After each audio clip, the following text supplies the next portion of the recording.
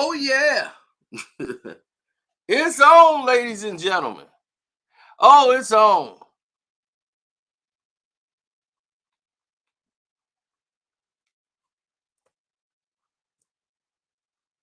Oh, I've been having a very good day.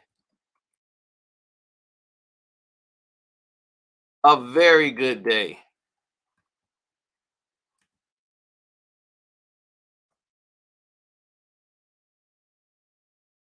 And the reason why this day has been so good to me is for one simple reason, ladies and gentlemen. This day has been good. He said, keep it real. This day has been good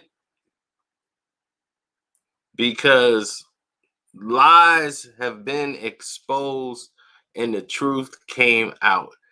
They did not let the lie roam around. They let the truth be heard. And I'm very proud of that. I must say, I am very proud. This is the first time in history that the majority of you, the people, actually get to hear and see what has transpired behind the scenes when it comes to greatness like Isaiah Thomas, and he brought the realities of a situation to the limelight that many of you knew nothing about. That message was for Michael Jordan because he knows Isaiah knows exactly what I'm talking about.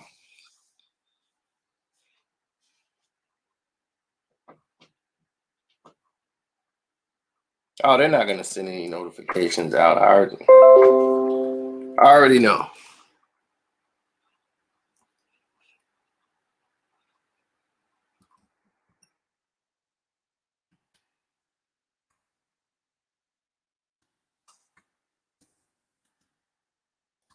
Listen,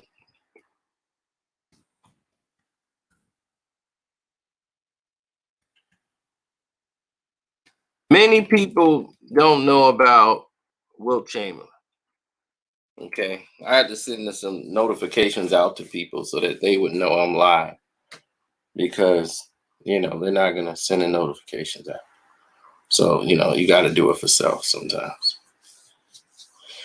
All right, here we go. Wilt Chamberlain.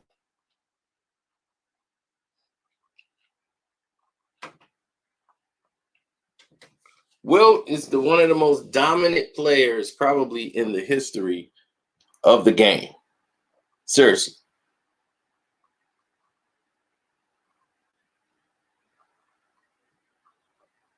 I mean, in the game. His stats are so good, it can't even be compared.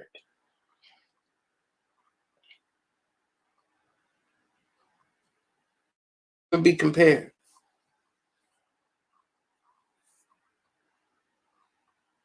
This man averaged 50 points in a season before.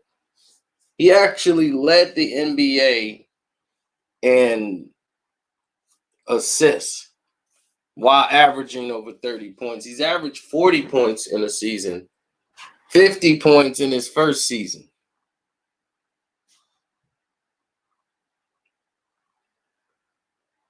Now, where does his beef with Michael Jordan come in at? And I'm going to invite you guys all to come in. Don't worry. All you guys will have an opportunity to come in here. I know you ain't trying to block the people that normally get the notifications and come in my live chat. It's cool. It is what it is. We ready. But anyway, Wilt Chamberlain has always spoke very venomously about the idea of comparing Michael Jordan and him. Michael Jordan and Wilt Chamberlain collided, meaning that they They had never met each other. But Michael Jordan didn't like the way Wilt would talk about him, so he didn't even want to meet Wilt because he's already heard how Wilt thinks about him. Now, what Wilt tried to say is, well, Michael is great in his era and what he does, but you cannot compare Michael into our era. We were too strong. He's only 190 something pounds. I know you guys like what he does, but he would not have been able to. We were too big. It was nothing he'd have been able to do with our rules. It's very similar to what they do with LeBron, saying there's no way LeBron could play in Jordan's era. Right? Can't compare the eras. So you're running your head into a wall over and over again. So I say the same thing. Why are we having this issue? It should not be an issue because it is uncomparable.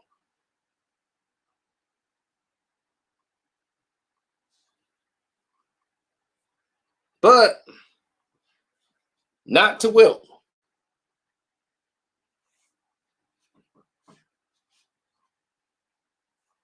Not to Wilt. The NBA announced their 50 greatest players in basketball. And Wilt had just released a book. And in that book, he talked about Jordan up and down. Now, in this book, he talked about Michael Jordan and how he does this and that, but Wilt in his day was so dominant, he changed his game. He stopped scoring so much because they had made rules that would prevent Wilt from doing all the success he was doing on the court. So he stopped to do other things, getting other players involved. So after the first 7 years in the league, he started doing other things. Instead of just physically dominating the game from an offensive standpoint, he changed his game.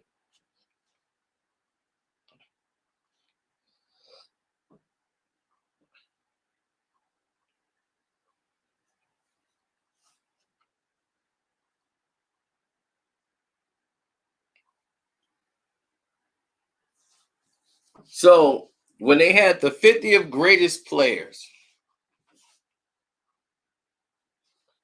and they all met for the first time, Wilt Chamberlain and Mike met, and they were all in a room. Bill Walton's there, Isaiah Thomas. So before they all go out there on the podium and go out in front of the crowd, they're all waiting in the back. And everybody's sitting at the table talking and fraternizing. Wilt and Mike met for the very first time. And they're sitting in the back by themselves, and they're having an incredible conversation about who is the best player in the history of the game. Leave it there.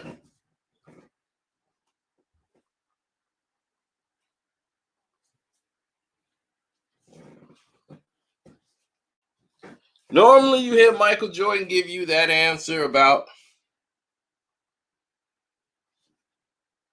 Michael would give you that answer about, oh, well, you can't compare the eras and all of this stuff and this and that. Michael was talking as if he's the best player in the league and probably the best player ever. He's talking about himself.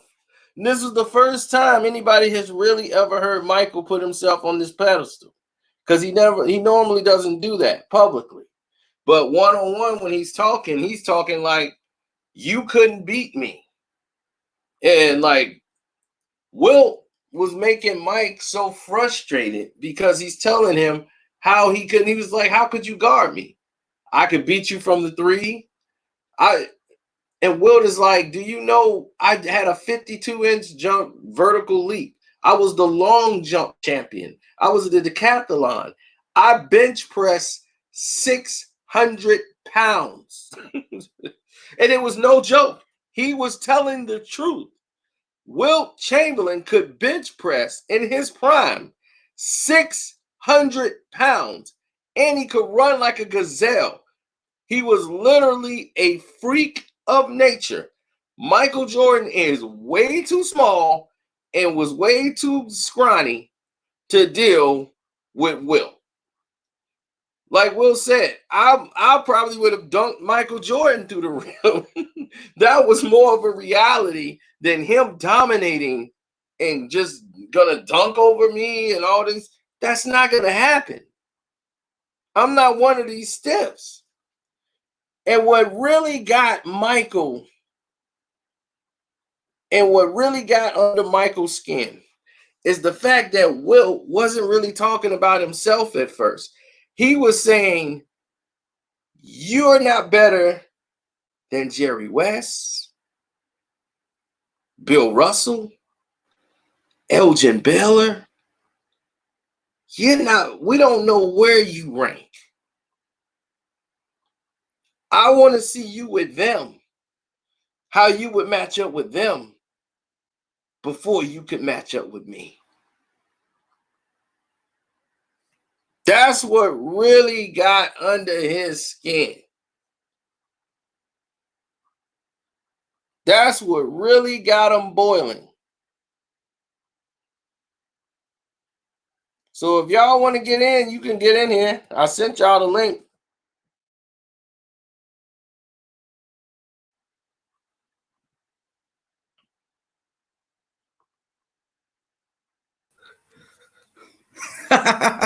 What's up, Zeno? What it do? Oh man, I've been throwing punches all day. What's going on? We're in full piston mode now. They have really got me pissed off. This whole last dance for 24 hours straight, we have been in attack mode. Yeah, they hating, and Michael Jordan, he got to get over it, man. You know what I mean? He got to get over it. The Pistons. Yeah, I see you on a war tour or something. They got you. You was on somebody else's platform. Who, me? Some boxing thing, about barbershop conversation. Yeah, man. I'm internationally known now. I ain't no local joker. I ain't what is he doing? He's just going on everybody's show. I'm well known. I'm well known. You know what I mean? I'm not no what you call a rinky dink. I'm out here making moves. You know what I mean? I'm plugged in. I was just talking to Devin Haney's dad the other day on Barbershop Show. You know, when Devin Haney had made some comments, they was out there hating on him. So that, that's my favorite fighter. You know what I'm saying? I'm making moves. Wilder know exactly who I am. Deontay Wilder, former WBC heavyweight champion, shouted me out and everything. You ask Coco, you know what I mean? I'm not capping now. I ain't got a lie to kick it. You know what I'm saying? Real talk. What's up, Be Easy? What's going on, man? You right, man. They out here hating on the Pistons, man. And they keep talking about the Pistons didn't want to shake the Bulls' hand, but the Boston Celtics did the same thing, and nobody's ever says anything about that. It goes even further. But I was just saying the same thing, man. Earlier to somebody else. I'm gonna just finish this Wilt thing up because this was the key point here that Isaiah brought up. And that was the biggest shot. That was a direct shot to Michael Jordan. And because only him and Mike and a few people who were in the room knew what was said. And that's why he said that. When he said, Wilt told Michael Jordan, he said, they made rules to keep me from scoring. They made rules so that you could score. Make it easier for you to score. They made rules to keep me from scoring. And that was the last thing he told Michael. Michael had no response. He had no response to that because that's exactly what they did. They changed the rules for Michael Jordan, and they did it the same thing for LeBron. Mm-hmm. So I'm like, look, they know what they're doing. The league is corrupt. It's been corrupt. Isaiah wasn't part of the rules committee. Him, Kevin McHale, when they came up with this new rule, their players in the game, they were like, whoa, come on, man. Now, Michael Jordan could jump out of the gym. Now you want to make it where he could use his hand to push off. He's like, well, you know, he gets double teamed a lot. Everybody gets double teamed. Now you're going to allow people to just use their hand and shove people off? You're going to ask for more trouble than it's worth. So, yeah, that didn't make any sense. But they did it because they knew what they wanted to do. They want to keep making rules that help and benefit Michael to get him to where they wanted him to be. So, it was politics.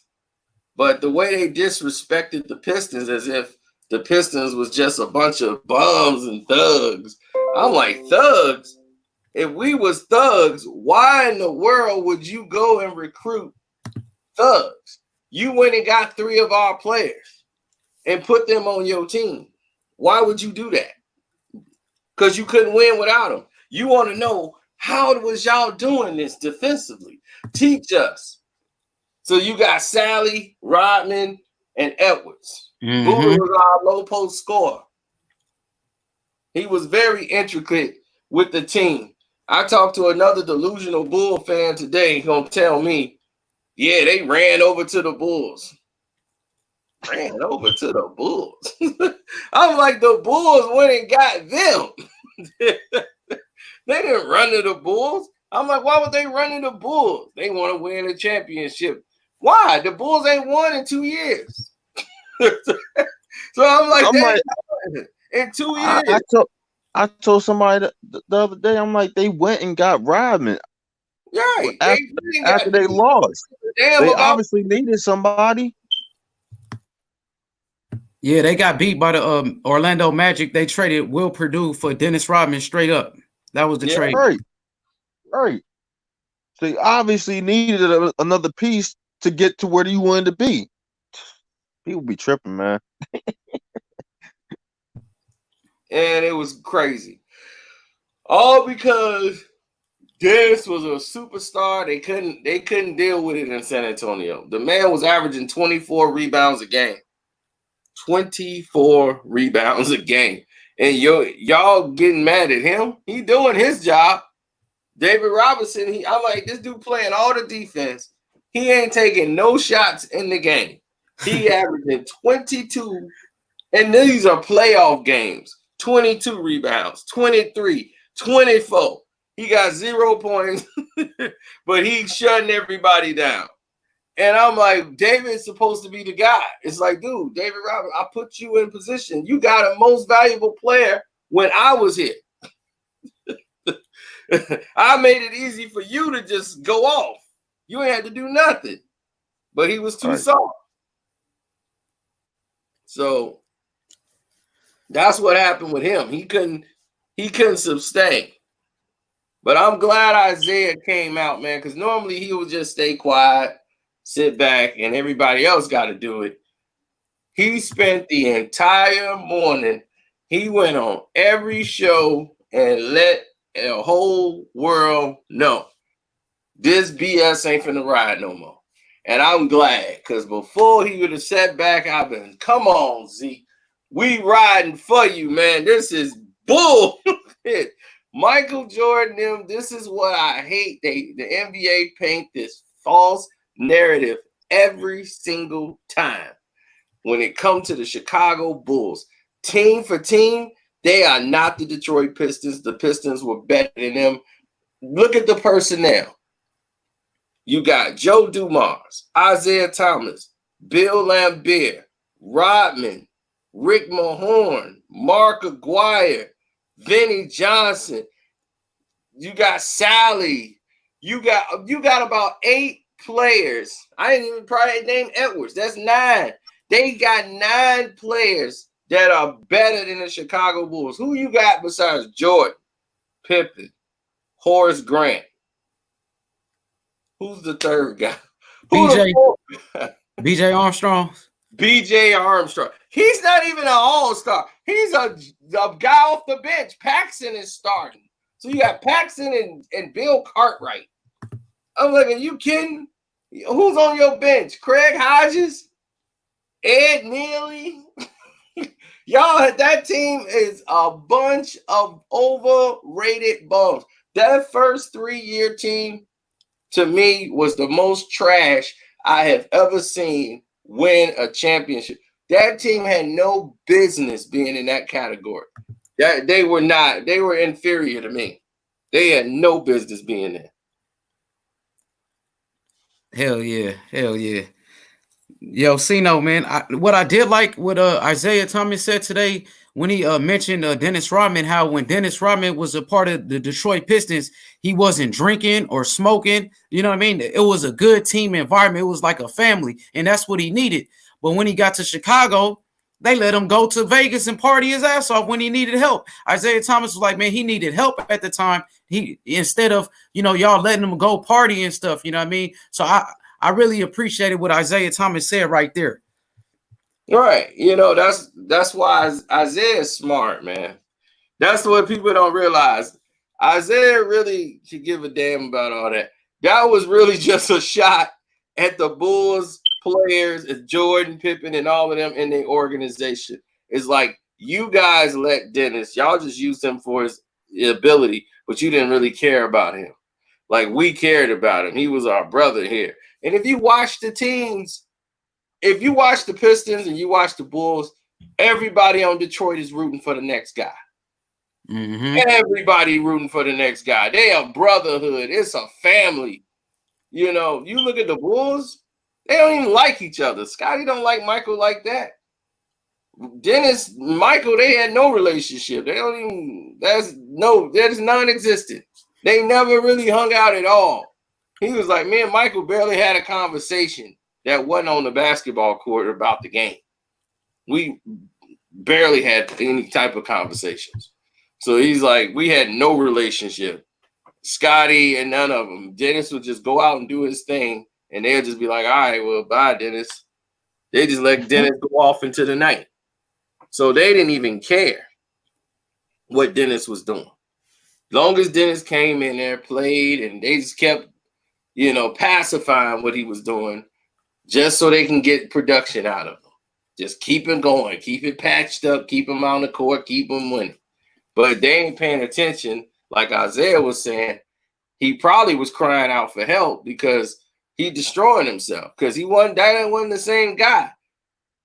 He had started drinking right before he left Detroit because he wasn't drinking until he was having problems with his wife that he just up and married because she got pregnant.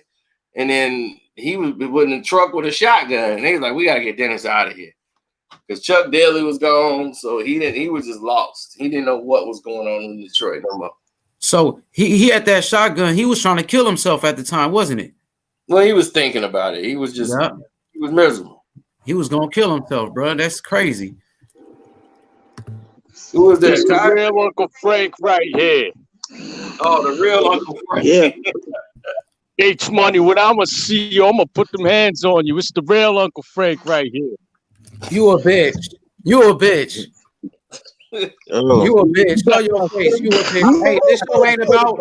Hey, stick to the topic, man. You know what I'm saying? This man got a professional show, man. Have some respect. Yeah, your top 50 got players you ain't never seen before. My top 50 got Pistol Pete Maravich, George Gervin. You got Luka Doncic right there. But we're not talking about the top 50, bro. Go back. See the title of the show? Go back to Yemen. You don't see the title of the show, bro? Yeah, you hiding behind the picture. You hiding behind the picture, bro. Show your face. Beat you up. Show your face. Right, and I got that left. You a bitch. Shut up, nigga. You a bitch. Show your face. You a bitch. You don't even show your face because you a bitch. You about 5'2". Go back to Yemen. Shut your bitch ass up, bro. Okay. Shut your bitch ass up, bro. Shut your bitch ass up. That's not even the real Frank. You got the encyclopedia. And they trolling. They trolling for real. You ain't a black man. You I'm that nigga. I'm the star of the panel, bro. You know what I'm saying? This the Carcino show, but y'all coming to talk to me. You coming to talk to me? This Carcino show. You fasting for Ramadan? You a fan? Ramadan. You a bitch. You ain't even fasting. You from Yemen. You a bitch. You a bitch. I'll knock you out. I'll knock you out. You a bitch. I'll knock you out. Show your face. Uncle Frank, 6'2". I'll knock you out. Shut up. I'll knock your bitch ass out. Show your face. I'm like Isaiah Lord Thomas III. You Luka Shut the Doncic. fuck I'm up. gonna take you out like that. Shut the fuck up. I'll knock your ass out. You a bitch. Show your face. I'll smoke you, bro. I'll fucking smoke you. You look like a fat Oliver Miller You right a pussy. now. Can't take over. You won't even show your face. You a bitch, bro. You know me. I'm the type of dude. I'm gonna fuck your bitch though. I'll fuck your wife. You know what I'm saying? That's me. I'm fucking your wife. I'm fucking your wife, bro. Okay, that's enough. All right, let's get back to the show. All right, thank you, real Uncle Frank, for your stopping by. Tigers, what's up, man? What's up, Cino? What's good, man? Everything good over here. Oh, okay. So, what you think about, man? Wilt or Mike? Wilt. No question. Wilt Chamberlain. What he was doing with the Sixers? Well, I don't think nobody statistically will be able to touch Wilt. Mike couldn't touch him in the rebound category, the assist category, and definitely the scoring category. But him and Mike was talking as if who could guard who would do what to who when they two met. And this was at the 50th, like the greatest 50th players of all time. They were going at it like tooth and nail, back and forth. And man, Mike at the end, like David Stern had to say, "Come on, man, let's go." Like they were the only two left, and Mike was still defending his point because Wilt wasn't giving him his respect. Wilt was still treating him like, dude, before you could talk to me, you got to talk to Bill Russell. You ain't Jerry West. I don't know how you would do against Jerry West or El Chamberlain. Man, he's like, you got to deal with them first. Then you can come and maybe talk to me. That's what really got Mike going. Mike was like, I wish I could get in a time machine. I would do Jerry West and Elgin Baylor on they could both gang up against me. Mike was hot. Because Wilt was just like, you're not even in our category. Because he's like, Mike is too small. Mike can't guard it. And he's like, what can Mike do with me? He's 195 pounds. He's 6'7". He's like, I basically eat that for breakfast and lunch. What could he do with me? I bench press 600 pounds. I have a 52-inch vertical leap. I was a high jump. He's like, I was a high jump champion in college. I could run like a gazelle. I have the wingspan. What could he do with me? He's like, I bench press 600 pounds. It's no lie. He's like, that's all real. What could Michael Jordan do with me? He's like, not a thing. He's like, it wouldn't even be close. It wouldn't be close. And I agree with Wilt.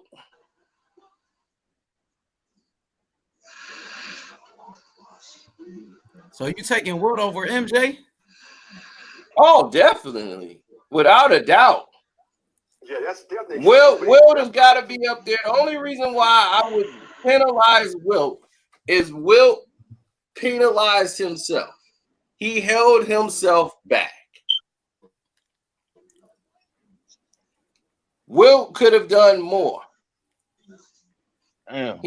He chose to hold himself back. Because they put in all these new rules to block him from scoring. So once they did that, they wanted to stop Wilt as much as possible to make it easier for everybody else. So they start coming up with all these different rules. That's when the 3-second rule came in. All these different rules they made to try to lessen Wilt being dominant in the paint.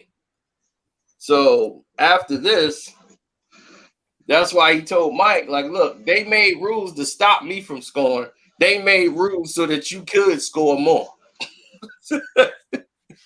They made it easier for you to score. Mike couldn't say nothing because he knew it was true. He knew it's true.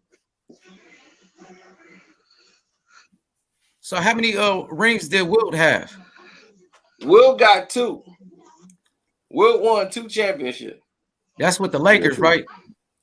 Yeah, with the Lakers. Because Bill Russell was out there dominating them years. Yeah, Bill. I mean, it wasn't just Bill, though. They had a whip. They had Casey Jones. But like he said, you can't use rings to determine who's the best. Because he said, okay, he's like, man, I talked to my guy over here about Michael Jordan rings. And he's like, you know what he said about him? Nothing. He's like, why? Because he got 11. He's like, that's right, Bill Russell. I talked to Bill. Bill had 11. He was like, Casey Jones got 10. So Michael Jordan, is he better than Casey Jones? I don't hear nobody saying that. When the ring comparison, when it comes to Casey Jones got 10 rings. So what? He ain't better than Michael Jordan? He's like, yeah, and why y'all gonna use rings on me? And say my guy, okay, he got more rings than me. So what that mean? Rings don't mean who's the better player in the league.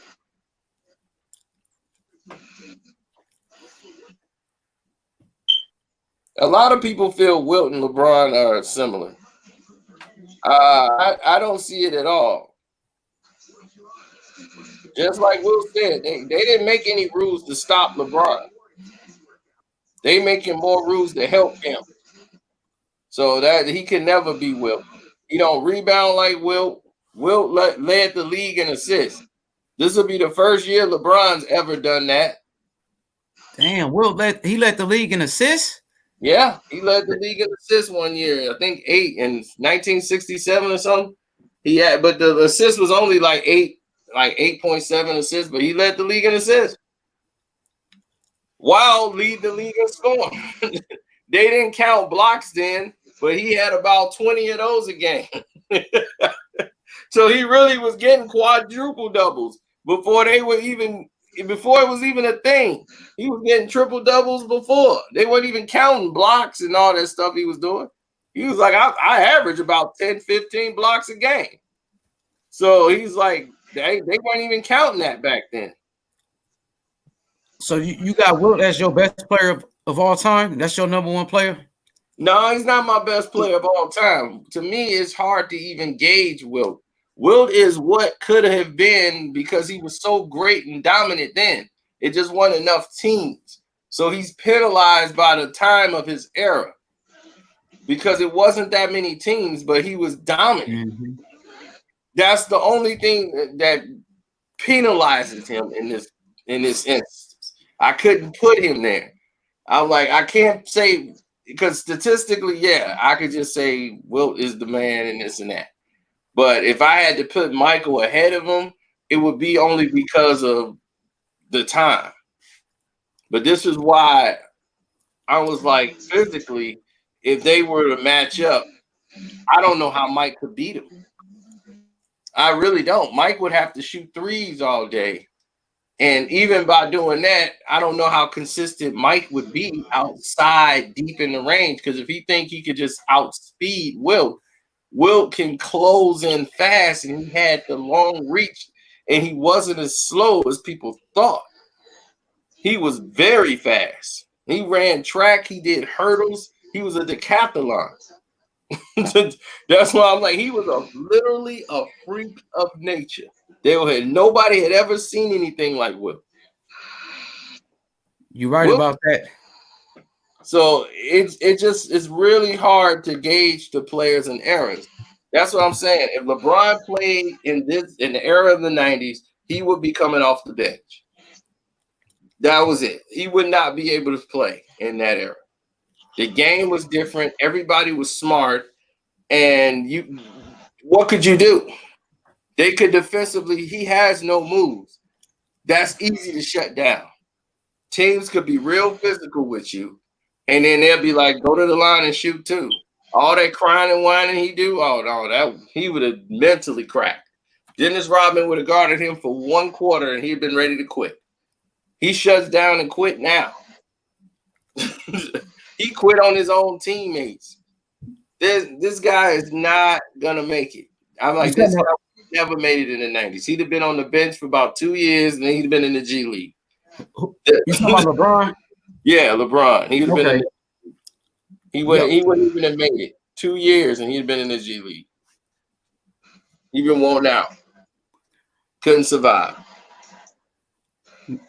You know what? I would have loved to seen Wilt inside like the 80s and in the 90s era where they had all those good centers. You know, like Kareem. You had Hakeem Olajuwon, Patrick. He played against Kareem.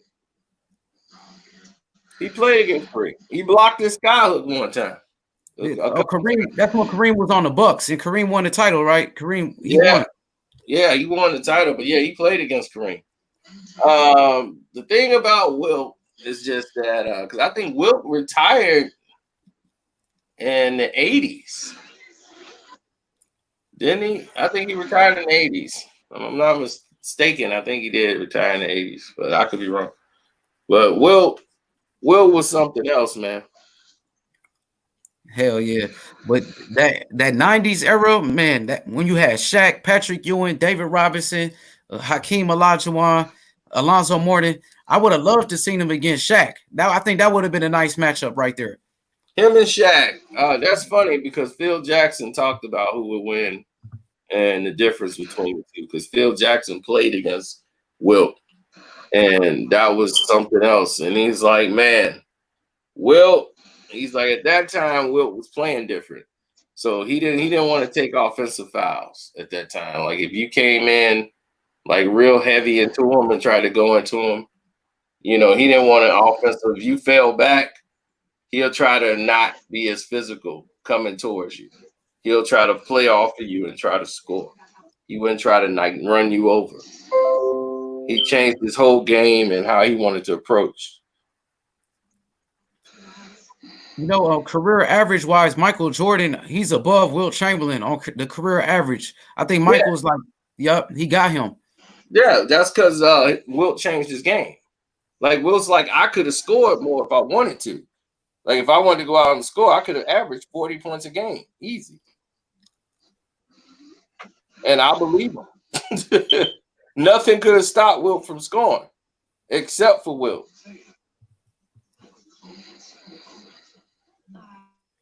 Hell yeah. Well, why is Kareem the Rodney Dangerfield of basketball? Because he gets no respect at all. Oh, well, the thing is about Kareem. The thing is because Kareem is tall, just like Wilt. The game was dominated by big men. But the thing is this. He was tall. He could do everything, and people don't think like, oh, Kareem, it's so easy because he's tall. All you got to do is skyhook. No, they were actually great, you know, and he's actually one of the greatest players in the game. But like, you know, just like everybody else, they penalized by the era. The time of their era, they're penalized by that. So they don't really talk about Elgin Baylor a lot either. Like he's rarely mentioned. People forget about his defense. They forget that he could pass out of the post. They don't know what all Kareem could do. And because they didn't really see it. And without him, Magic Johnson, does he win a championship? Never won one without him. He went to the finals without him, but he couldn't win it. So it's a whole different environment when you're looking at this is the team with Magic, and you know this is where it's gonna be, and this is how it's gonna come out, and you got Kareem and you got James Worthy, but Kareem, when he was Lou Alcindor in Milwaukee, he couldn't be stopped. But then again, he had Oscar Robertson, who's the second greatest player ever to play. So, and like Wilt said, is Michael Jordan better than Oscar Robertson? No, he is not. I'm here to tell the whole world, no, Michael Jordan was not a better player than Oscar Robertson. Oscar Robertson would have been and was the greatest player to ever play the game if I did not see Isaiah Lloyd Thomas III. That's it. I was like, it would have been him. There's no doubt. Oscar Robertson, the big O, was clearly the best basketball player to do it until Isaiah came along. And then I said, he's the guy. I knew. I was like, I ain't got to watch nobody else. I already know it's him. That's how I feel about Luka. That's the same way I feel about Luka. How you feel about Isaiah? When I first seen Luka, I was like, man, that's the best motherfucker in the world. You know what I mean? I get that same feeling with Luka Doncic. I'm glad you have that feeling, but my thing is, how could you make that assessment and defensively he's not there? He's only getting better and better. He's getting better and better. You know, averaging a steal a game. Next thing you know, he's going to be averaging a block a game. He's going to be on. With you. He's getting better and better. But you saying he's already there, like he's already the best. So it's like if he's getting better and better, but he's already the best. I'm like, what? So is he almost there? Is he getting better? Is he almost the best? Which one is it? I say he's the best, you know, and like you said, just on defense, I say he's the best, but just on defense, like you said, if it's anything he needs to improve, it'll be some of the defense. But other than that, you know what I'm saying, he's already the best player, you know what I mean? But I want to speak too much on him. He is leading the NBA in triple doubles. He is averaging more points, more rebounds, more assists than Kawhi Leonard. He's averaging more rebounds and more points than LeBron James, you know, two of the best players in the league. So he's on the right path, you know, at only 21 years old. I agree with you 100%. He is on the right path, and he is going to surpass LeBron James records. I wonder why. Because the man's been playing with grown men since he was 13, 14 years old. Yeah, that's so true. Of course he's going to be scoring more points than any other American player because he's been playing against grown men by the time he was a teenager. That's true. That's absolutely correct. But defensively, it's a lot of things he's got to learn. Defensive schemes, how to go. But this game is entirely different than how the game was played years ago or just even 10 years ago when Kobe was playing and winning. The game is a lot different. It's more, everything's more on the perimeter now than it's ever been before.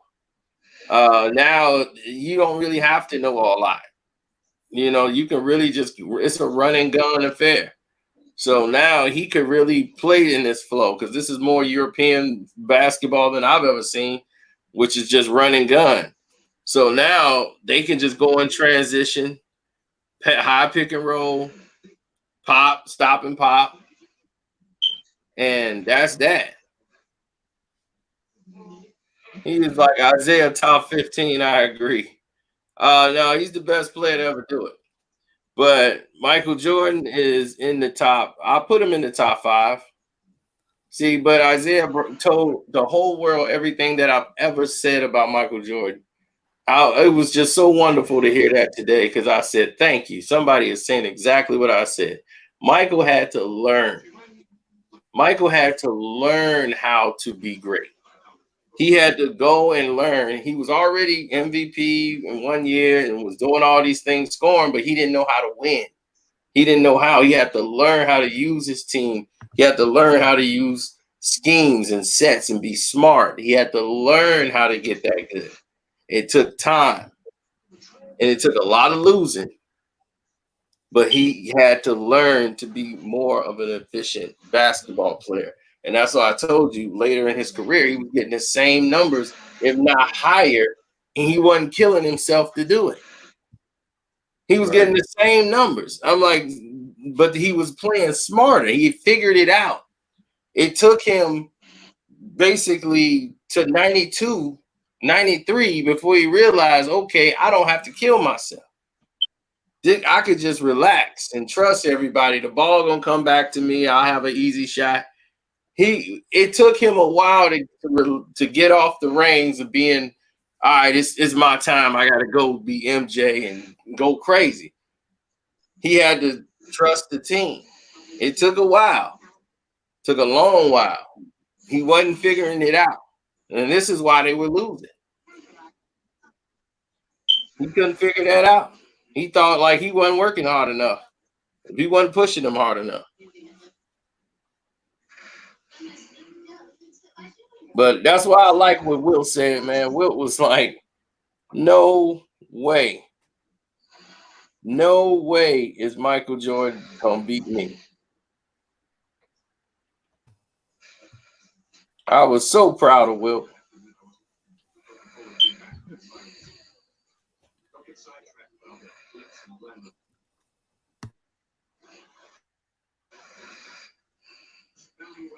Now, people think I hate Michael Jordan. I absolutely do. But don't. It's only because I am a Detroit Piston fan. Yo, you on mute, my guy. My guy on the bottom screen, you on mute. You got to take yourself off mute.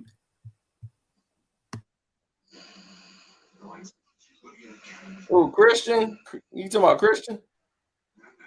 Oh no, Christian, you gotta sign out and come back in. Your audio is messed up.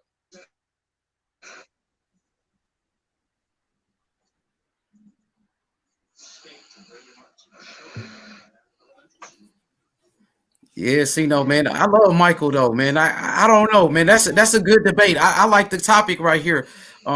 Michael, man, 6-0 in the finals, defensive player of the year, scoring champion, 6-time finals MVP. You know, his accolades, man. It's hard to go against that man. It's very hard to go against him, Cino. Yeah, that's the thing. If you look at like all the accolades, then yeah.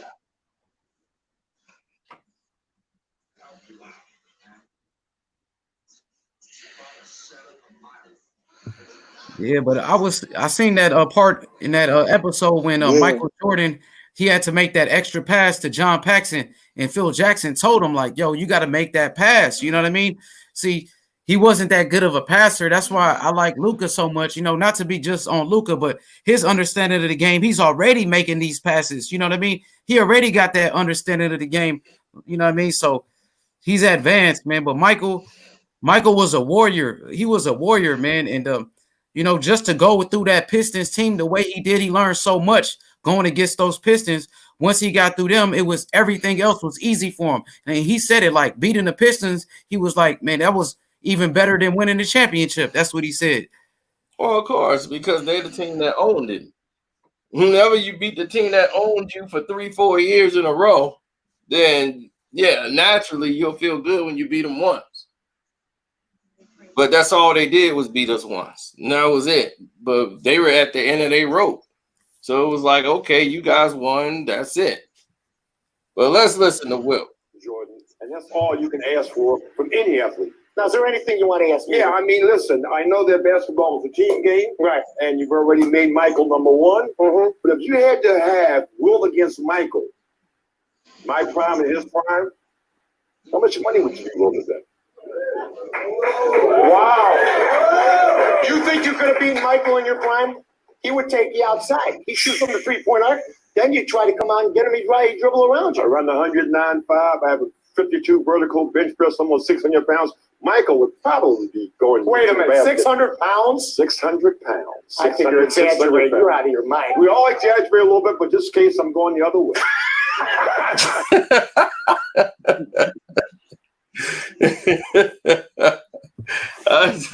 Wilt is something else. How much would you want to bet? How much would you be willing to bet?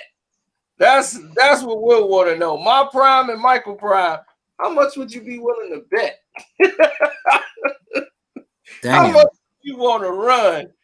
Him, my prime, and his prime. You put us in a time machine to go back. How much money would you be willing to bet?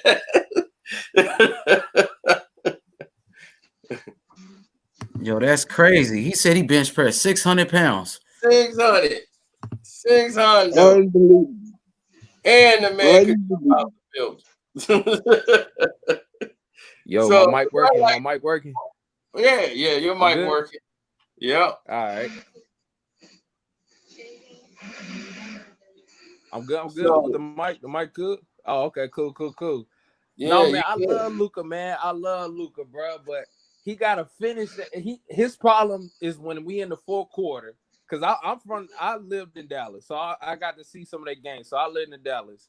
But Luka, he gotta finish in the fourth quarter. That's his problem. When it comes to the fourth quarter, he plays sporadic.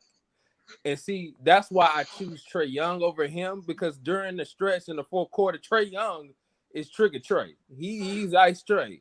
He know how to finish. That's the only thing with Luka is Luka problem. He don't know how to finish in the fourth quarter. He very sporadic when it comes to the fourth quarter. And Rick Carlisle as a coach needs to teach him that, because I feel like Rick Carlisle is not talking to him about it, as a coach. Yo, I'm just gotta say, man, that kid is clutch. Luka, but I'm just saying, man, he gotta do better. I feel you, but I'm just saying, I watch every Mavericks game. You know what I'm saying? Luka Doncic in the fourth quarter is clutch against the Portland Trailblazers in his rookie year. You seen that corner 3-pointer hit, that deep ass three. You know what I'm saying? In the corner, fadeaway three at the buzzer, and then Luka this year against Portland hit a game winner. So he always makes the right decision. He's not going to force it. You know what I mean? He's going to make the smart pass. That's how he plays. Trae Young, his team has the worst record in the NBA, and he's in the Eastern Conference. So, I mean, Luka Doncic won Rookie of the Year, not Trae Young. You know what I mean? And his team is in the playoffs, while Trae Young has the worst record in the NBA. But, hey, everybody got their own opinion, for sure. But to defend Trae Young, it ain't his fault that his team is terrible. He's out there. He got to go out there and score 40, 50 points a game just to keep the team afloat. That kid is stat padding, man. You know what I'm saying? He's scoring all those points, but his team is losing. Like, his team is not that bad. He got John Collins. They had 2 top 10 picks this year. He got Cam Reddish. They picked up DeAndre Hunter. You know what I mean? He got players on his team. It's just that he's not playing winning. He's not playing winning basketball. He's not playing winning basketball, bro. There's no iron team. They all got something in common. All those guys are young and not developed. Once they get developed, then we can start to talk about. Then we can probably start to talk about. So I don't understand. He's second in assists, so it ain't like he's just running and gunning. He got more assists than Luka.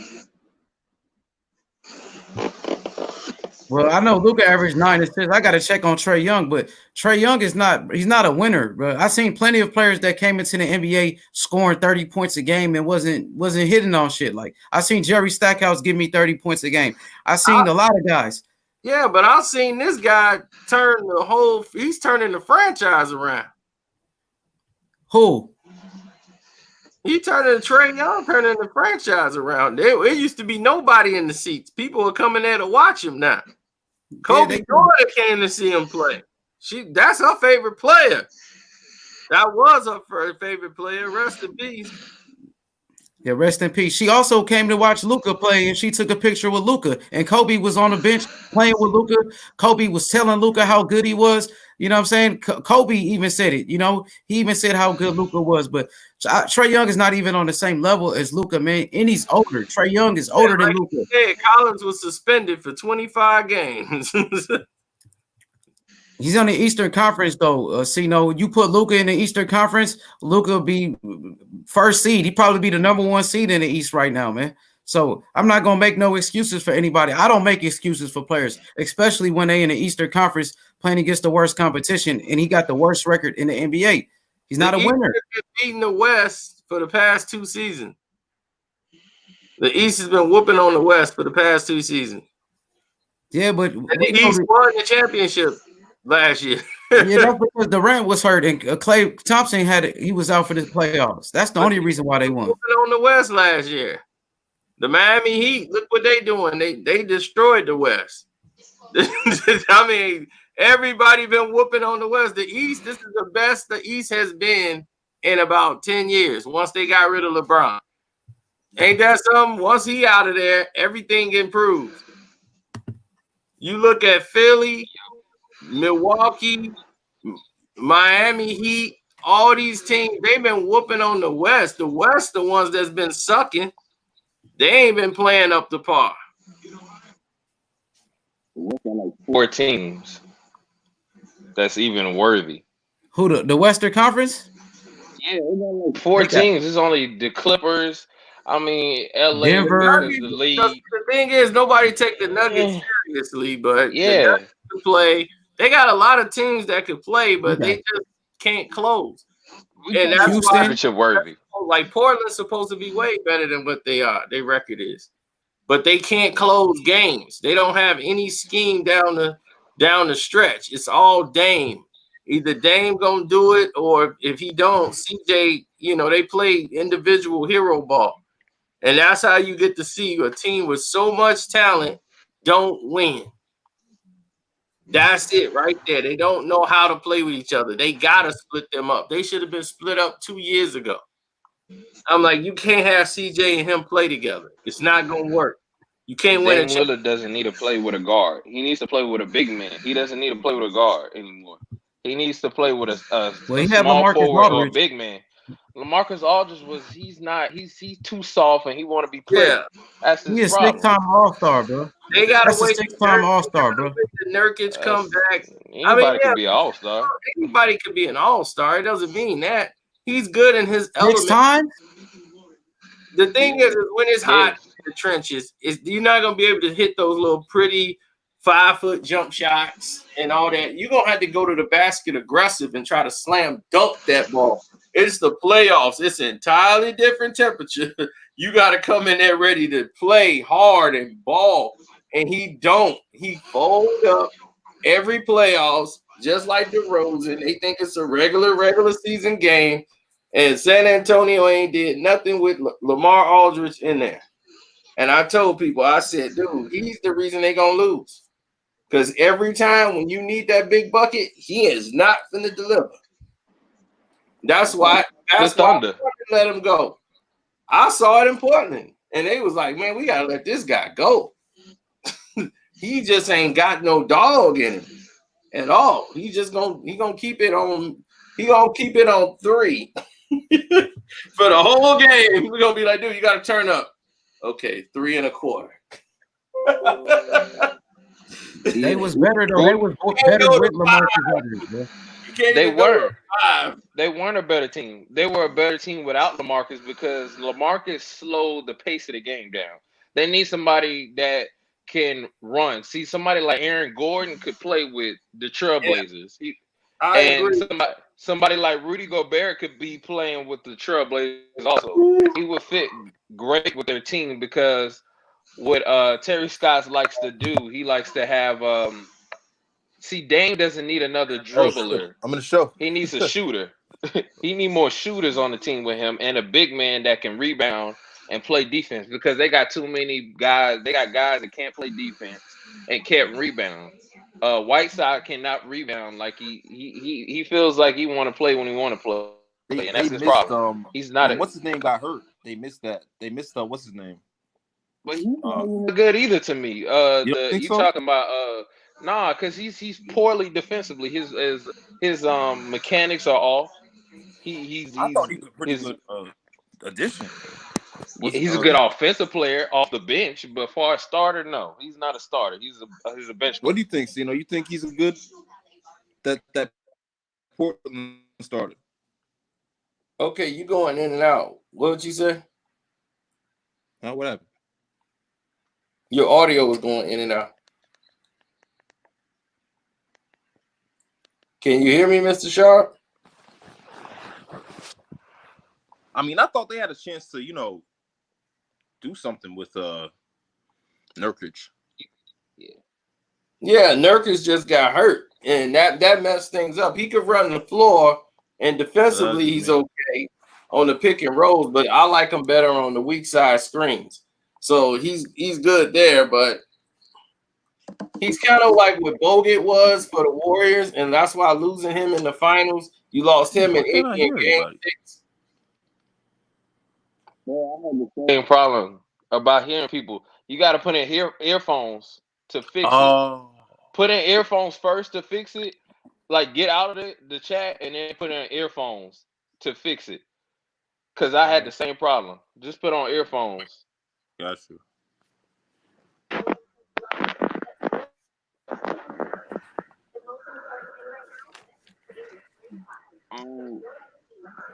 But I like the Pacers. I still feel like Aaron Gordon should have went to the Pacers. He should have never re-signed with Orlando. Actually, Yeah, Pacers got a squad. Orlando, they beat the Lakers, but the thing is, they have a good enough team. They just got to learn how to play together. They got the pieces. I'm like, they got all the pieces to be successful. They could beat anybody. I'm like, they just when they beat the Lakers, I had a feeling. I told people that before the game, I was like, I got a feeling, y'all put some money on Orlando tonight. And I put it on Instagram, told y'all to go do it. People thought I was crazy. An hour for the game. I got a message like, man, put some money on Orlando tonight. Lakers ain't gonna be able to match. Why? Because Gordon is too athletic at that post position. He could take you off the dribble. He could take your guys out there. The Lakers are too slow to keep up with them. They can shoot threes all night, running guns, transition threes. And they shoot a very high percentage when they're in transition. The Lakers' problem is they can't guard their transition defense on the three-point shots is non-existent. Every team that has LeBron, that's their problem. They don't guard the three. How is that? Because you got one guy who's not guarding anybody. LeBron's not going to come up and play the perimeter. He's going to go all the way deep inside the post. Yo, Cino, what you think about Jonathan Isaac for the Orlando Magic? I like that kid's game, man. He's nice. He's Jonathan Isaac with the hair. Yeah, I know. I like him. He's nice. He play hard. See, that's somebody you need somebody like him on the team because he brings that energy level. Cino, so I can't hear Cino. Yeah, get out of the chat first. Get out the chat and just get off the entire app, and then come back in and put your headphones in. That's how you get it to work. Isaac he's a beast, though. Cino, I like that kid, man. I hope he leaves Orlando because they not really using him the right way. Orlando had a lot of good players, such as Victor Oladipo, and they got rid of him. They got rid of a lot of guys in Orlando. So Orlando had talent, but they get rid of everybody. You know what I mean? So they're not doing a good job, man. Hey, a quick question. Cino, I want to know who you like better between Marcus Smart and Spencer Dinwiddie. Who would you take on your team? Depends on what kind of team I had. I would take Dinwiddie if I needed scoring, if I lacked scoring. I would take Marcus Smart if we needed to get tougher. I needed a tough guy to come off the bench to do the dirty work, to help assist. He gonna get that steal. He might hit a one shot a game that might turn the game around. I might need him to be out there with another unit I got. It all depends on the team and the players I got. But Dinwiddie, I gotta have start. He gotta be at that start, and I can't have him come off the bench. You gotta start. I see a lot of people in the chat saying Marcus Smart. Well, you got Lex said he said Dinwiddie, but everybody else is saying Marcus Smart. It say if it's Dallas, if you're Dallas, it's a hard thing because they're two different players. They two different players all together. Dinwiddie is a guy that he has an advantage in scoring. He could take you off the dribble, but he gotta be starting. If you coming off the bench, you're not gonna get that same production. You only gonna get that production if he's starting. And when you put him coming off the bench, it's just not the same. But he gotta have the ball in his hand. He gotta be able to create. It's gotta go through him. Smart is different. Smart is going to be that rugged guy who's going to play hurt. He's going to play defense. He'll get that steal. He's a scrappy guy. You like him coming off your bench. So if you can have both of them, great. But it all depends on what you need at that time. If you have something already that you need, cool. But Marcus Smart reminds me of a Pat Bev type of player. Say if you Dallas, like Luka, he's the ball dominant guy. If you're the Dallas Mavericks, you think Spencer Dinwiddie could work with Luka, or he gonna try to dominate the ball? You take Smart. Can't work. Don't work at all. That don't work at all. Don't work. You would need Marcus Smart before you would need Dinwiddie. No doubt. That's too many people having the ball. You gonna have two players dominating the ball the entire time. Because Spencer Dinwiddie, I wouldn't pick Spencer Dinwiddie on my team personally because I need a guy that's he need to understand his role. And Spencer Dinwiddie doesn't understand his role all the time. Because even with Kyrie, even though that he's not better than Kyrie, but he needs to understand his role. Well, And see, that's the that's problem with Spence. Kyrie don't know how to play with Dinwiddie. That's not gonna work. Dinwiddie got to be moved. They tried to put Dinwiddie off the bench and let him come off the bench because him and Kyrie, that's just not gonna work. Dinwiddie's got to have the ball. He can't. It's crazy because Kyrie had the ball. Then by the time he gets to Dinwiddie got 6 seconds to try to make something happen. And he's the guy that's got to look at the survey of the court, get into his groove, go into his bag. So now he's just a catch and shoot guy.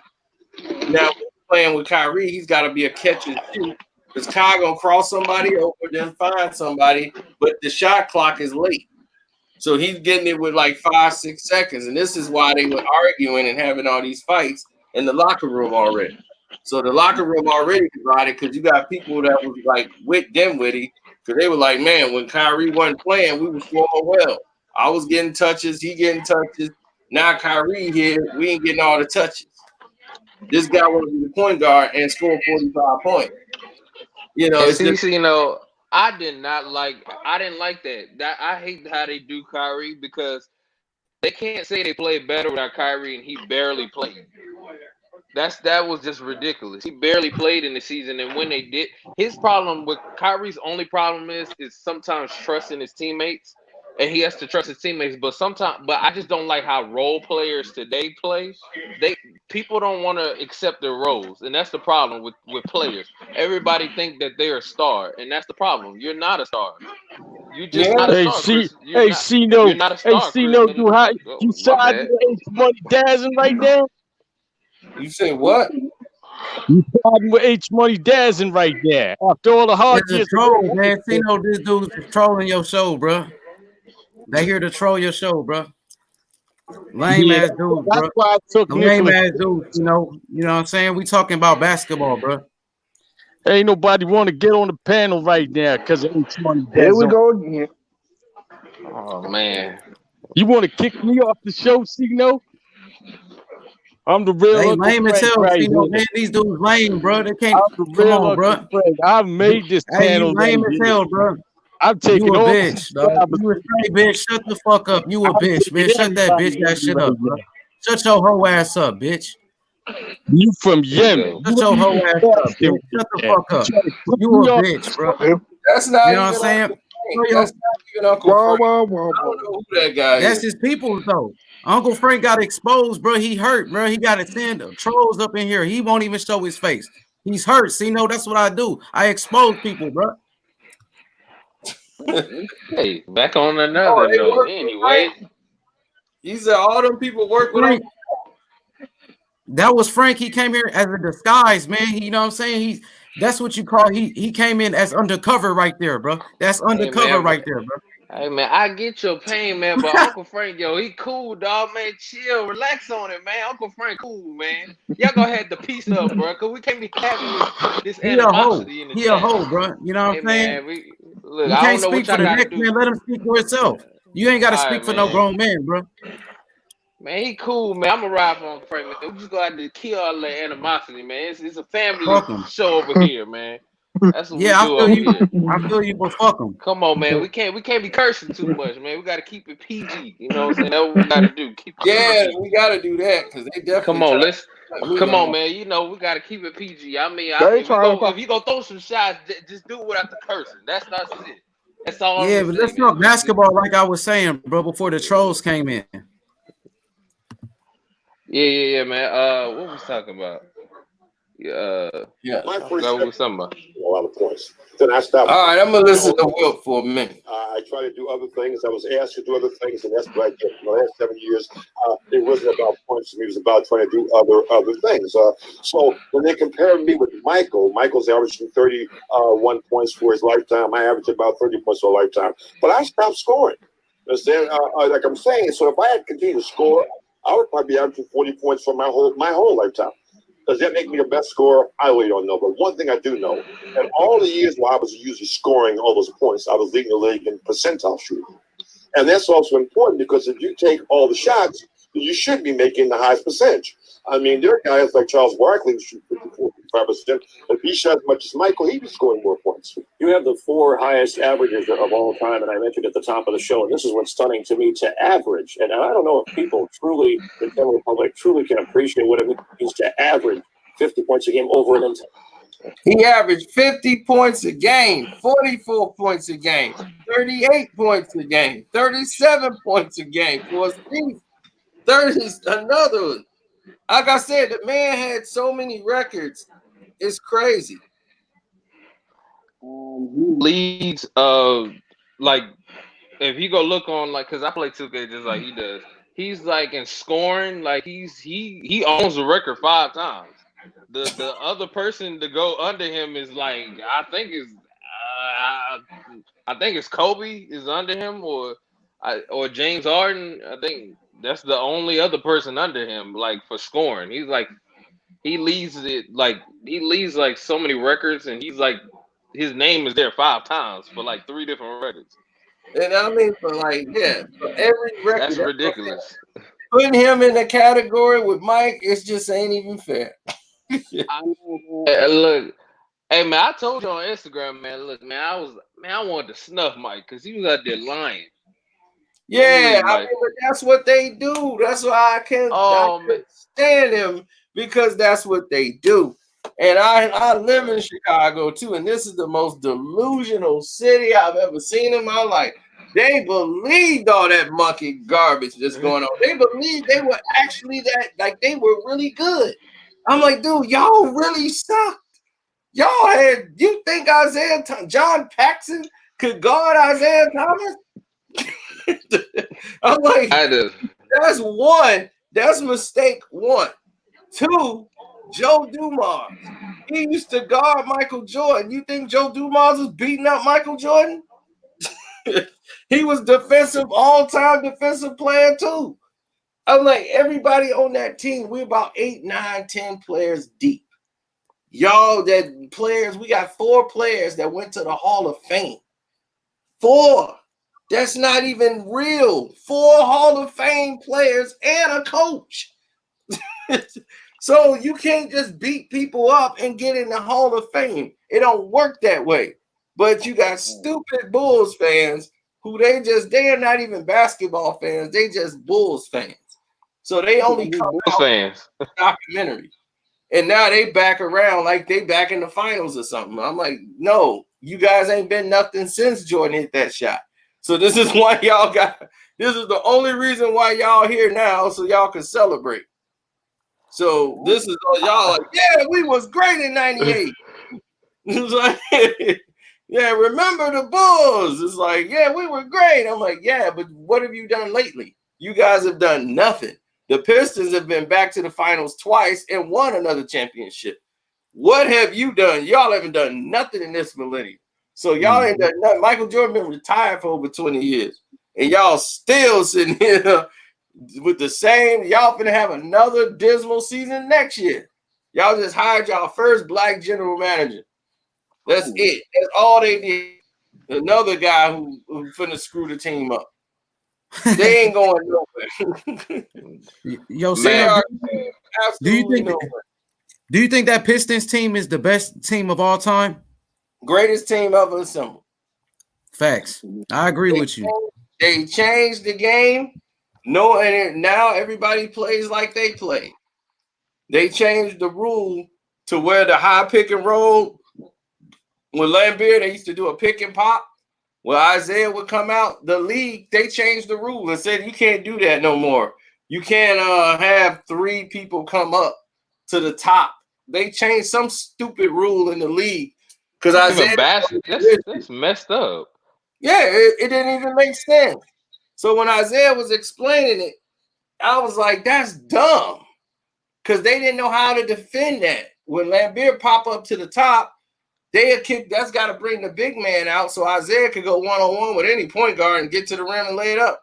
And they're like, this is Detroit is killing people with this. And then they can just kick it to Lambert, and you got to respect his shot because Lambert can hit threes. He was like, fine, you don't want to come out here? I'll drop you out. So now you in a catch-22. What do? They had nobody that could match up. Bill Lambert is better than Bill Cartwright. Dennis Rodman is better than Horace Grant. James Buddha Edwards was a better scorer in the low post, but okay, if you want to say Scottie Pippen and Rodman crossed each other out, who else did they have on the team that could deal with Horace Grant? Buddha Edwards was better than him. So my thing is, Horace was never dominating like that. I'm like, man, you guys were stuck in the mud. They really were. They overachieved. They had a good run. They had a good unit. And they only won because they stayed together. So they knew how everybody played. But they have a bunch of mediocre basketball players. That bench was nothing on that bench. They had nothing on that bench. The second three-peat, that's when they got all the veterans. You got Ron Harper out there. You got Tony, who's been around. So Tony Kukoc is out there. He's playing with Michael for the first time. You know, now you got a whole new run. You put one power forward in there that changed the game. That was the only thing they really was missing. That first year, they didn't know what to do. They were getting killed by Horace Grant when he played for the Orlando Magic. That was the only position that they couldn't guard because they had Corey Blunt.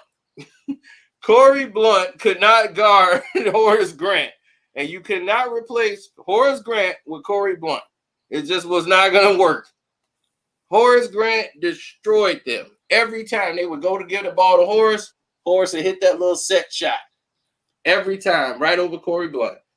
I'm like, oh, they're going to lose because they can't stop Horace. And how did they stop Horace? Get Dennis Rodman.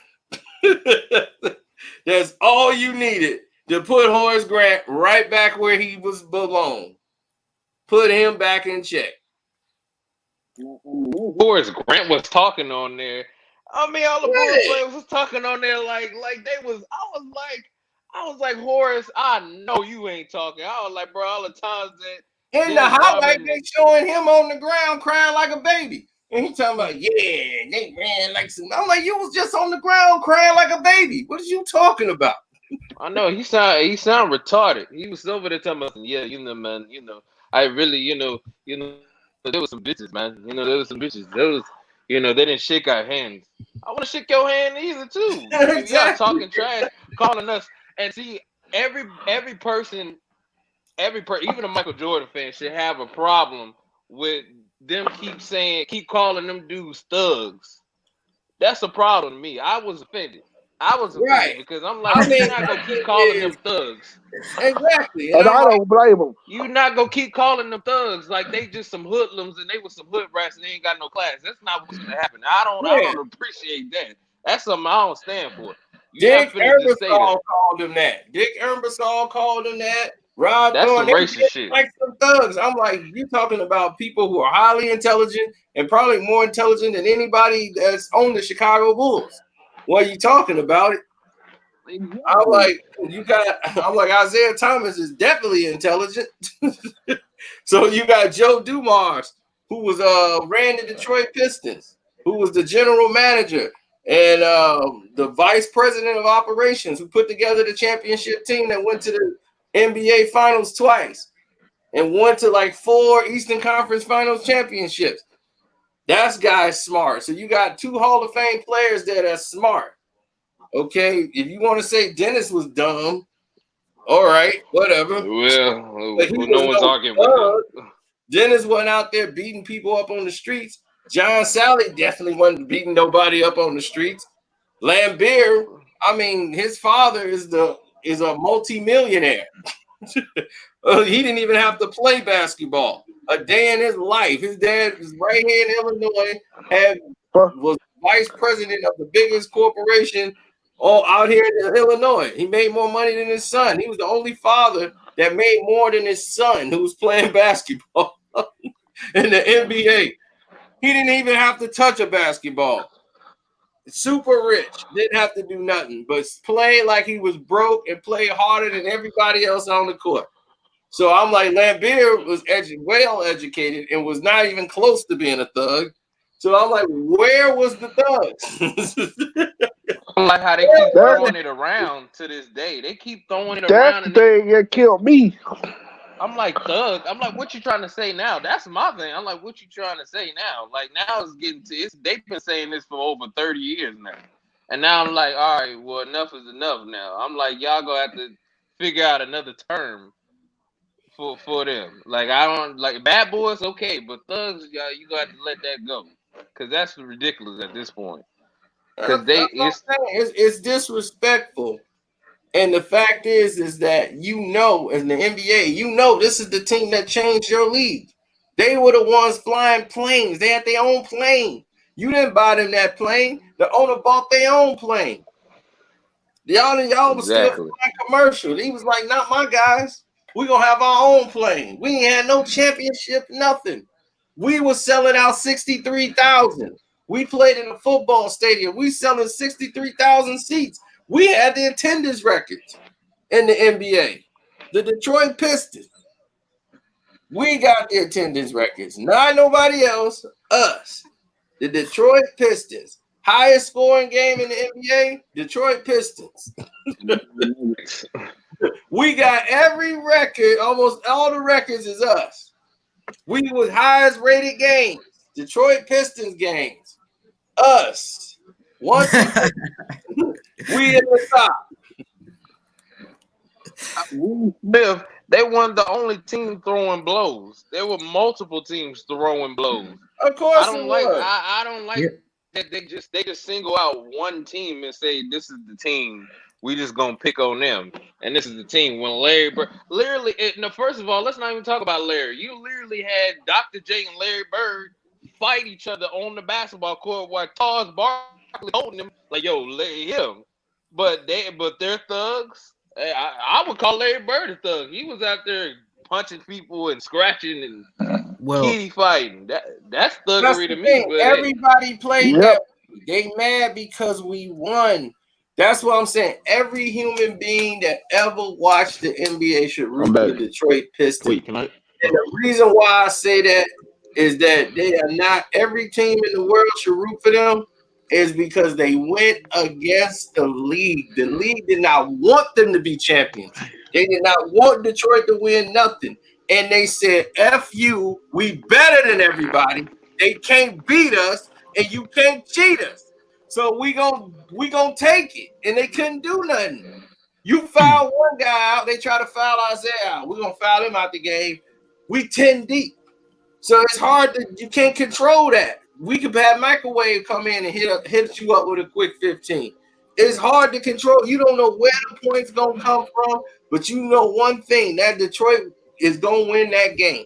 They're too physical, other teams are too scared, and they not prepared. They ain't ready for it. They can't deal with that heat. Well, James Worthy did say, he was like, yo, I played against the Boston Celtics and the Detroit Pistons, and he said the Boston Celtics, they play rougher than Detroit. You know what I mean? All those games were physical. That's what I'm saying. Both teams was laying each other out, but they want to make it look like Detroit were the villains because Detroit was winning championships. If Detroit never won a championship, they wouldn't give a damn about that. They wouldn't even show Detroit do nothing. They wouldn't have shown them fight. They wouldn't have shown nothing. They mad because the Detroit Pistons won. So now they got to be villainized because they were the bad boys. So we got to make the story. And ESPN did what they was going to do, write a total puff piece and tell you one half of a story about them walking out and everybody, like my buddy said, he's like, can you believe people are waking up mad at the Detroit Isaiah and the Detroit Pistons off of something they already knew happened 30 years ago? People on Twitter, they're like, I am so disgusted. I'm like, why are you disgusted for it? Like, it happened. You weren't even alive. I wasn't even alive. Like, what is this? Is ridiculous. Like, What's wrong with you dudes? Like 30 years ago, it's white people on there like, oh my God, I couldn't believe these miscreants. I'm like, sportsmanship. I'm like, sportsmanship. I'm like, they lucky they didn't get super kicked. I'd have super kicked him all the way. I've been bop. I'd have elbowed one of them back to the dressing room. They didn't deserve it. All they did was disrespect the Detroit Pistons all the way. Bill Laimbeer was great. Bill Laimbeer was, man, there ain't nothing but some whiners.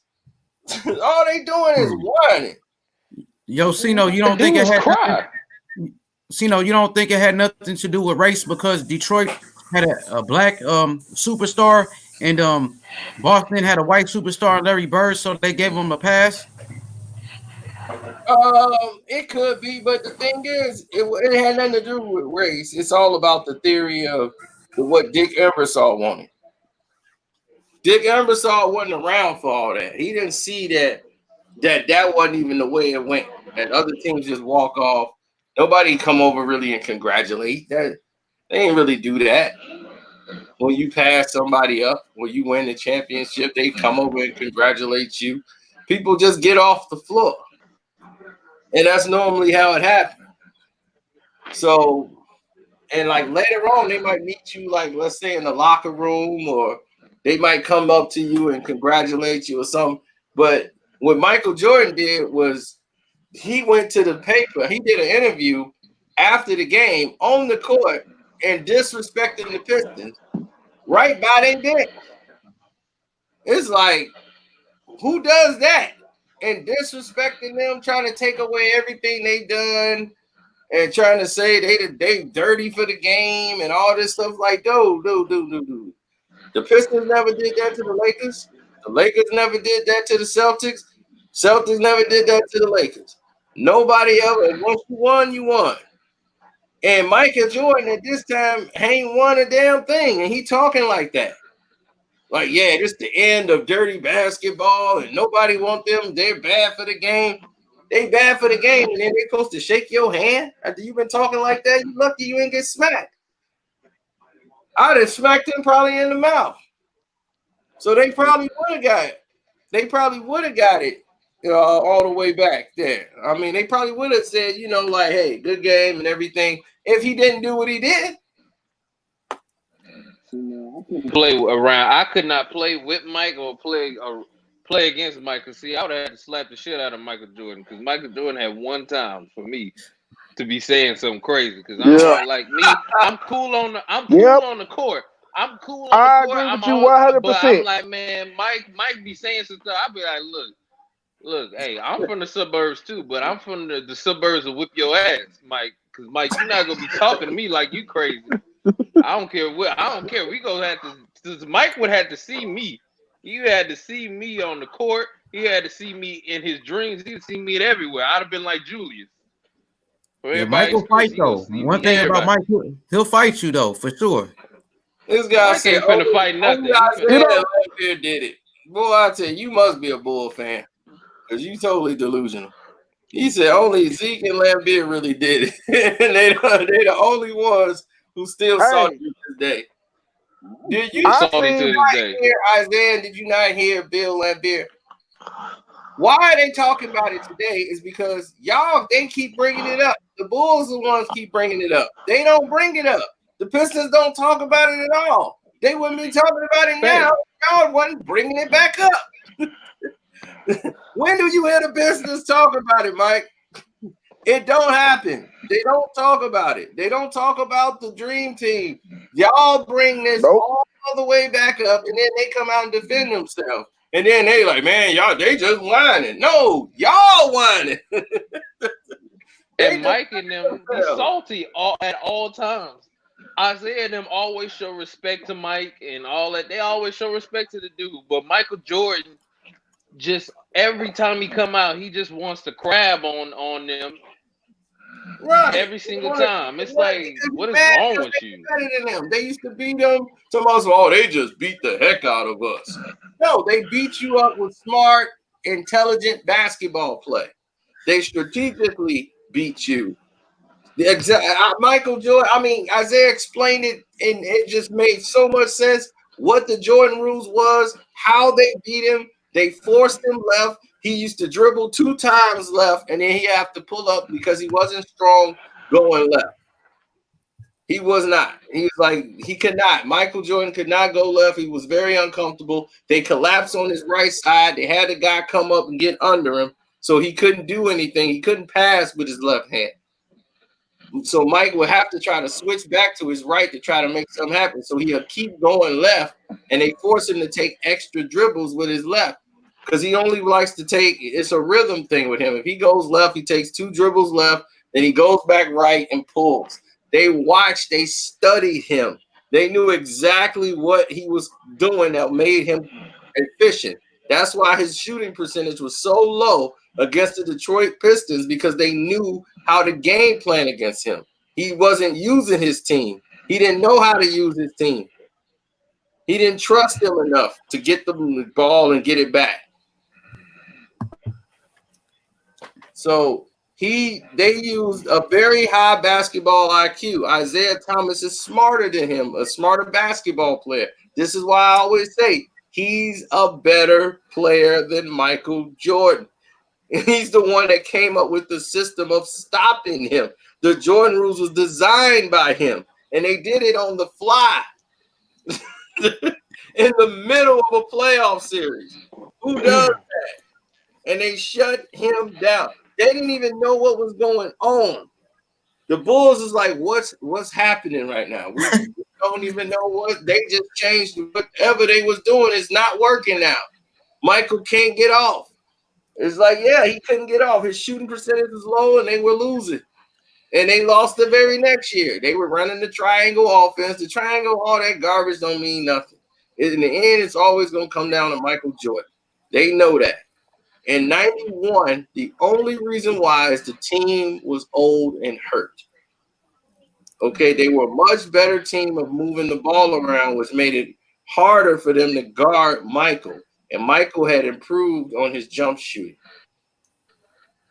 You know, his jump shooting, he was, instead of him trying to drive to get closer to pull up for the jump shots, Mike could just catch the ball, go into a fadeaway, or he could shoot right then and there. He could shoot from further out, more comfortable than he could before. So that stretched the defense out from the Pistons. So they would have to readjust. And guys like Mark Aguirre is too slow to guard Michael or Scotty. So that's why Aguirre was coming off the bench. Rodman was starting. And when you start throwing fouls on people, that was it. But they had no business being there anyway. Dick Ebersol carried the Pistons that far. Pistons should have been gone in the first round. The Atlanta Hawks had them beat. They went to the 5th and deciding game, and Atlanta just couldn't get there. The refs gave all the Pistons the breaks against Boston. Boston was better than the Pistons that year. They had no business beating Boston.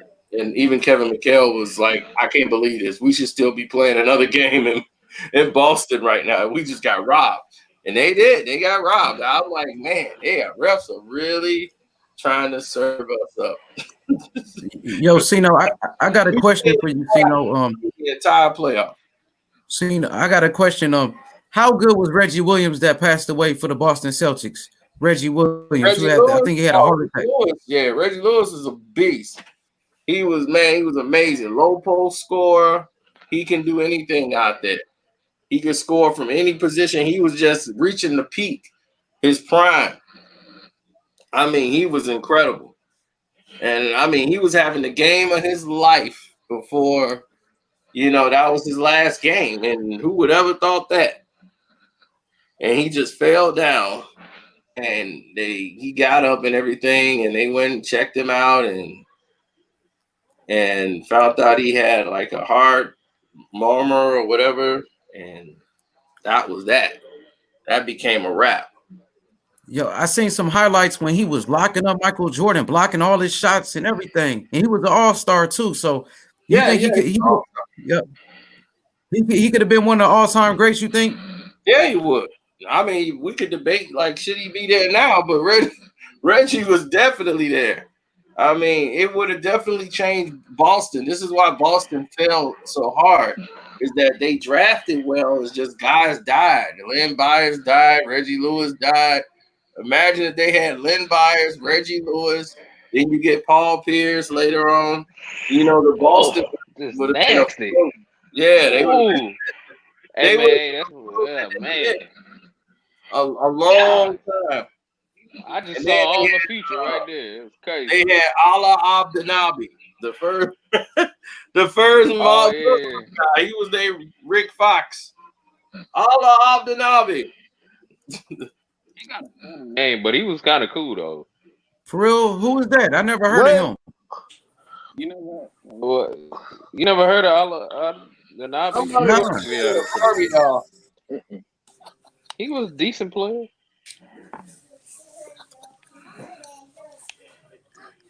Frank, what you doing? Is that Frank playing with a Barbie doll?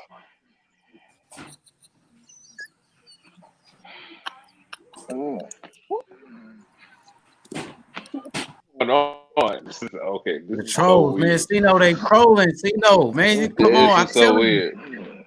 I told you, bro. Tino got people trolling him. He got people trolling him. You know what I'm saying? I got people trolling me. So when you get it together, man, you know what I'm saying? You get the best of both worlds.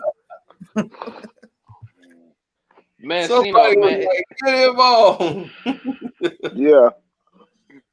Tino, it was crazy how Mike did his teammates, man. Why he did his teammate like that? When they was on the plane, they talking about, yeah, he an addict. He an alcoholic. Yeah, he on his wife. My mama watching this. He was like, no, my wife. He was like, man, he be cheating on his wife. I was like, dang, Mike.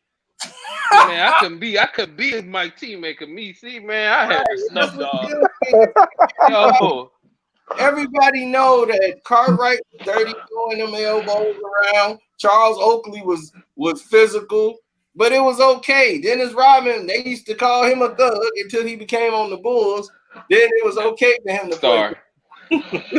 Now he's a rock star. Right. I'm like, wait a minute. He's colorful. He was with Detroit. Now he on the Bulls. You love Dennis Rodman. Did the same thing. Grabbing rebound. Playing defense. But it's all cool now.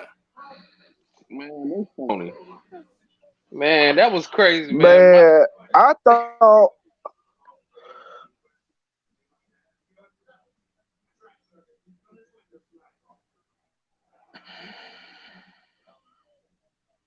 something happened. It was crazy. Man, Cino, when we go do the draft, man, the recap of the draft. Well, every time I was about to knock his head off his shoulders. It happened. So I'm gonna have to do it tomorrow. We're gonna do a StreamYard tomorrow. We'll do the draft. Every time I'm ready to do the draft, man, I'm like, let's talk about the draft. Here comes some breaking news or some crazy happen. I'm like, God darn it. Man, hey, man, I enjoy the football lives more than the NBA ones, man, because you know, but you know how we get a little competitive. You know, you in my division, you know, me and Cino, you in my division, so me and you got a little beef right now, so you know. Oh, ain't no division. You mean Tom Brady division? Is that what you told me? All right, see, right there, see, it's Tom Brady division. Now I'm gonna break it down to you. See, now Tampa Bay they have a better offense than the Carolina Panthers, but they don't have a better defense. Whoa, they cornerbacks are subpar. Now, I mean, they front seven is subpar, but they cornerbacks are better. They last 6 games, nobody scored nothing on them. They shut everybody down. They were the #1 defense for the last 6 games of the season. Tampa's front four is not good. I've been in this division for a very long time. I'm not worried about Tampa's defense. Now their offense, absolutely, but the Saints has the best offense. And everybody Bucks fans now. Look at my man. Let's go, Tampa. That's my Saint. Hey man, look, hey, I'm with you, dog. But I mean, I love Tampa too, dog. But it's just, you know, it's hard right now. It's hard for me. You putting me in a terrible spot. They defense good, bro. They got Shaq Barnett.